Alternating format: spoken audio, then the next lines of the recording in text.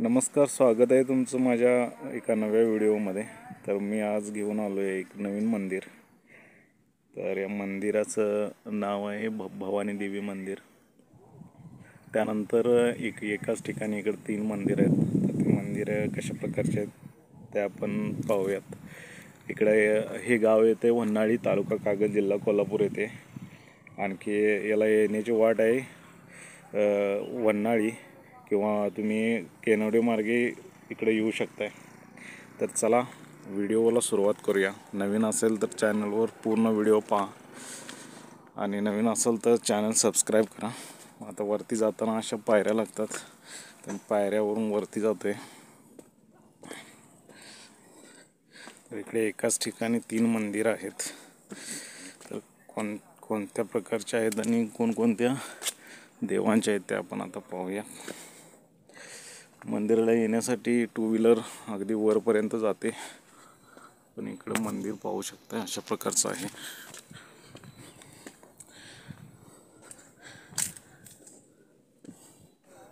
वरती तर मी इकडून वरती आलेलो आहे या बाजूने.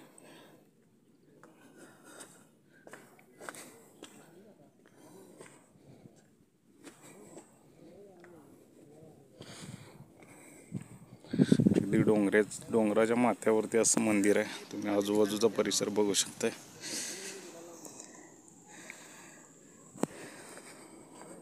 चला तर जाऊया वरती आणि पाहूया मंदिर. मंदिराच्या परिसरामध्ये येताच आपल्याला उंच उंच झाड दिसतात.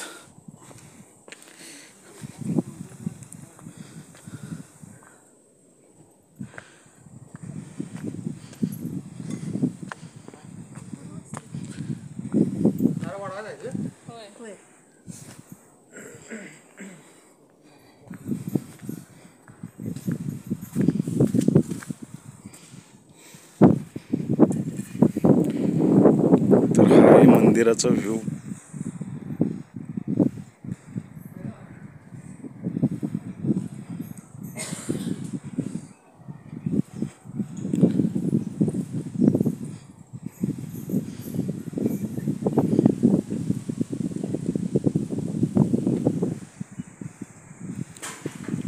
तर मी आलो या खालच्या बाजूने वरती मंदिराकडे,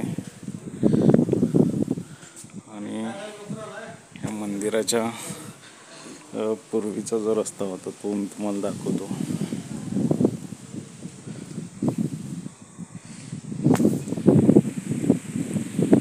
तर हा जो रस्ता होता हा आधीचा होता आणि आता हा नंतर बनवलेला आहे. तर समोरून येत असताना आपल्याला पाय असे 2 सिंह दिसत आहेत. आणि हा मंदिराचा आहे मुख्य दरवाजा. म्हणजे या बाजून आलं तर पूर्वेकडून येणारा हा मुख्य दरवाजा. आणि हे नवीन बांधल्यामुळे याचा इकडला दरवाजा याने तयार केलेला आहे.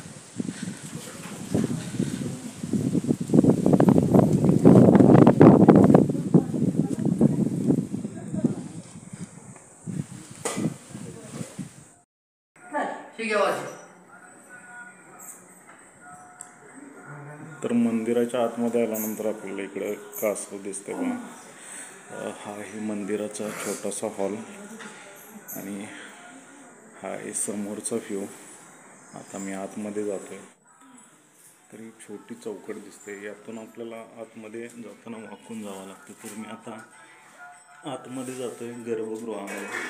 तर आपल्याला इकडं भवानी मातेची अशी सुंदर अशी मूर्ती दिसते.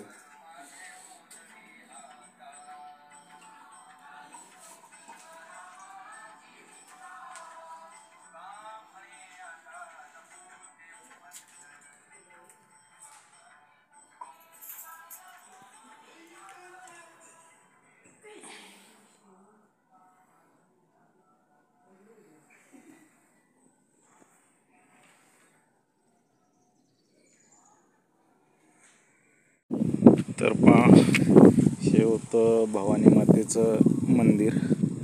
तर आता आपण याच्या बाजूला या पठारावरती 2 मंदिरं दिसतात.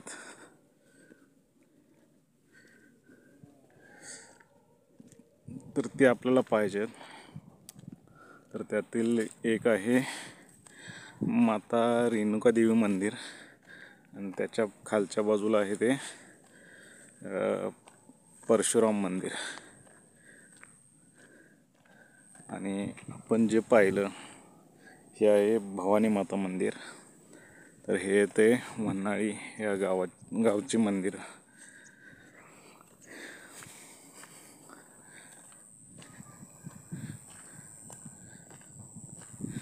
जर व्हिडिओवर कोणी नवीन असेल तर नक्की चॅनल सबस्क्राईब करा, कारण आम्ही अशीच नवनवीन मंदिरं लोकांपर्यंत पोचवत असतो.